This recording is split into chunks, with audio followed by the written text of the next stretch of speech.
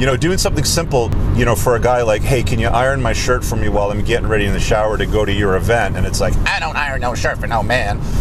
That's a problem. She clearly hasn't dealt with it, sort of thing. Got a crazy video for you today. She's not yours, it's just your turn. A woman should be a complement to your life, not the focus. Do the work. Women do not care about your struggles. They hang out at the finish line and they pick the winners. What's up, my brothers? We got a requested video today from a gentleman from my community who is asking about daddy issues and what I think about dating a woman with daddy issues.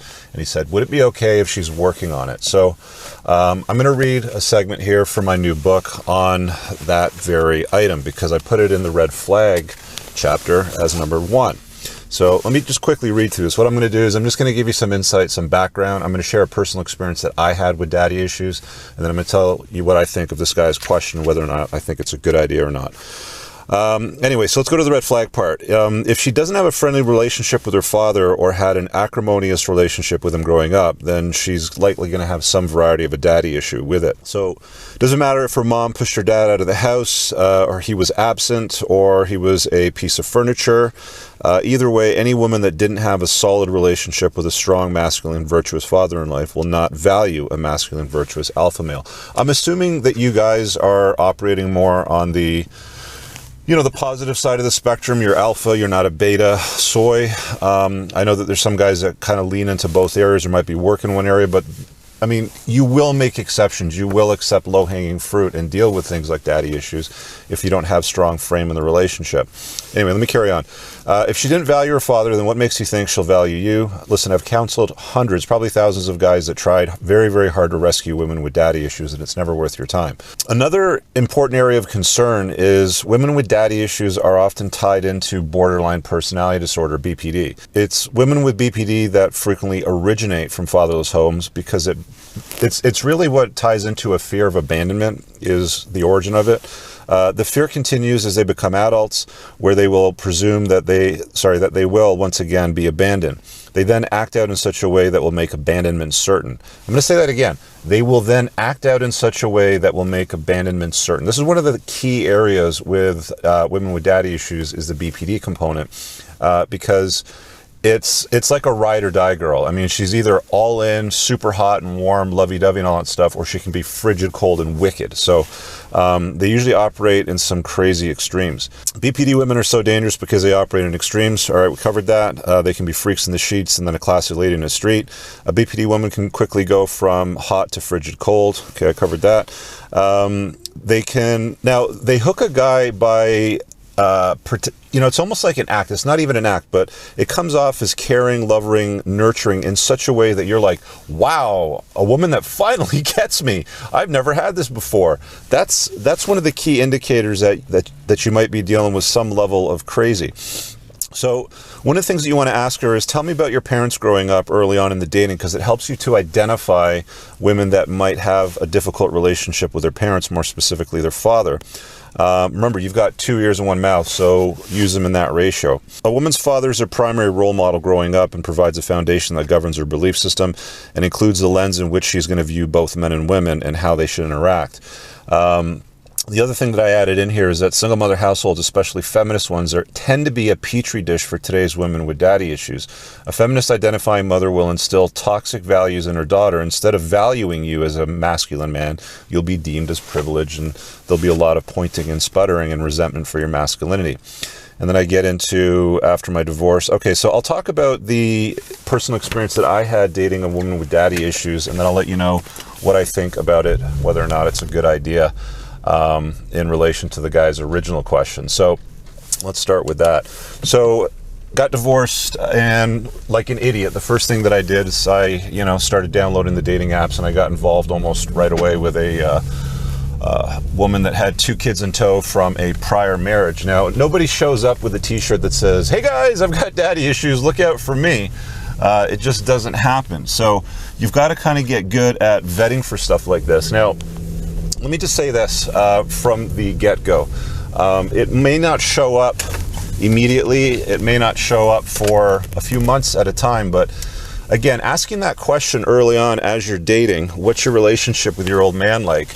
That'll give you some idea of what she thinks of her father and what she thinks of men in general. But this is where it popped up for me. I remember we were getting ready for this event we were going to for something for work or something like that. And this was probably at least 4 or 5 months into the dating. And I said, from the bathroom, I go, hey, can you do me a favor and iron my shirt so it's ready so we can hop on the road quick? And she kind of like freaked out. She said something to the effect of, I'm not ironing no man's shirt.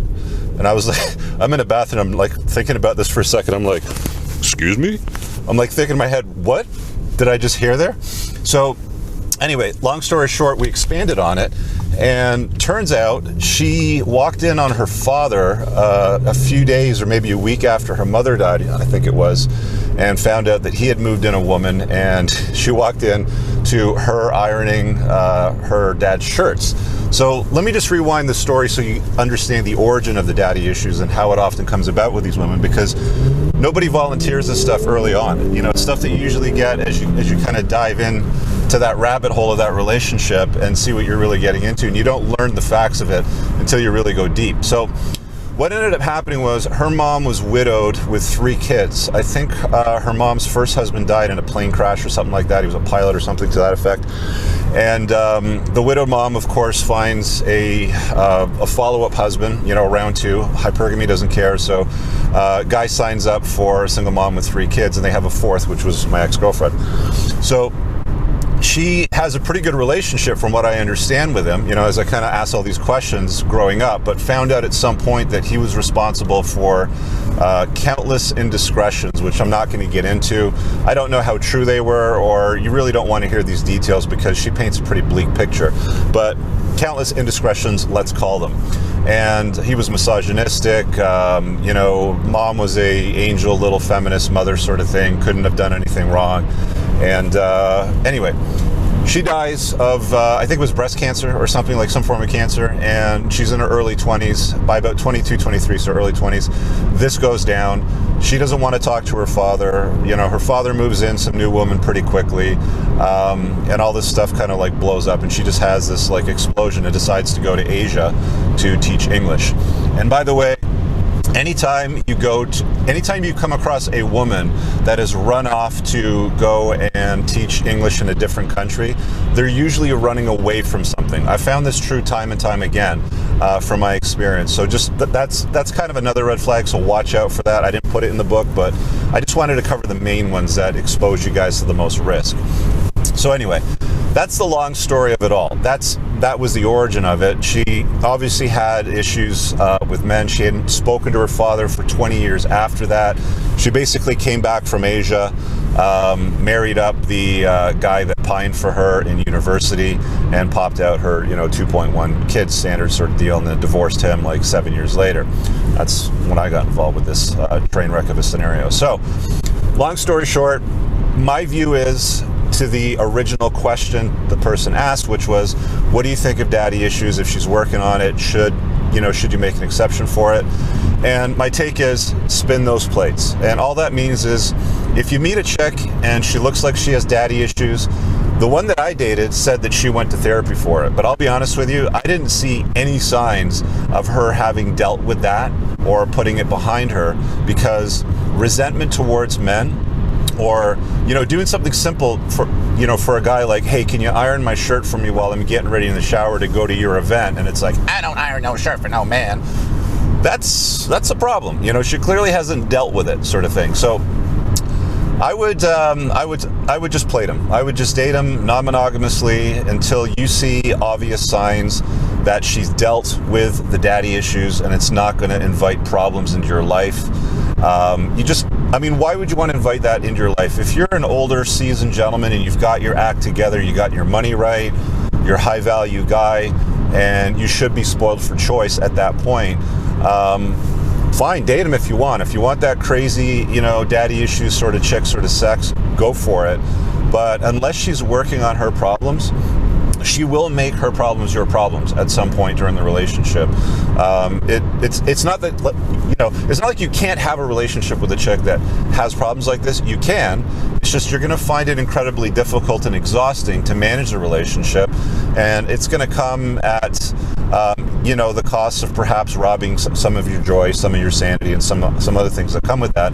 And if you think that that's worth it for crazy sex, I don't know. I mean, there's lots of women out there that don't have daddy issues that will, you know, knock your socks off and blow your hair back in the bedroom too. So for what it's worth, I would say no. If there's progress being made and it seems obvious, consider it if you want, but generally speaking, it's a red flag. There's a reason why I put it as red flag number 1 in that chapter.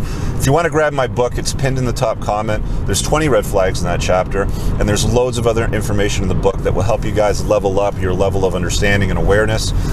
If you don't want to grab the book, the chapter is actually free if you hop on my email list. So pinned in the top comment also is an opportunity to opt into my email list, and you can get that 20 red flag chapter for free and learn a little bit more about those red flags. So, I mean, if you're a woman watching this and you feel like, you know, this is triggering you or it's making you upset, just understand you're probably getting upset because there's some truth in it, and there might be some work that you should consider doing on yourself. Guys, leave a comment below. What experience have you had with women with daddy issues, borderline personality, or anything that's tied into that? It's always good to share experiences with other dudes in the community. I know it helps them understand some of these concepts and problems that can really complicate the crap out of guys' lives. So anyway, with that said, like the video. I know a ton of you guys watch these unsubscribed. If you're new to the channel, hey, Rich Cooper. I make videos in my car sometimes, and if not, I'm at home doing them at the home office with playlists like Playing to Win or Before the Train Wreck. You can check those out. So smash the subscribe button and hit the notification bell, and we'll see you guys in the next video. Peace.